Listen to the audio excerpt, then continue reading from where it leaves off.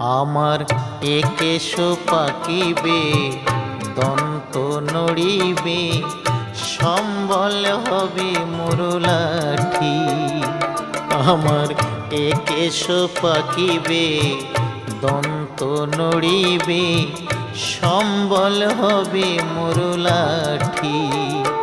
তখন পুত্র পরিজন সকলে বলিবে, পুত্র পরিজন সকলে বলিবে, এ জঞ্জাল মরিলে বাঁচি মুনামার মানুষ হইয়া।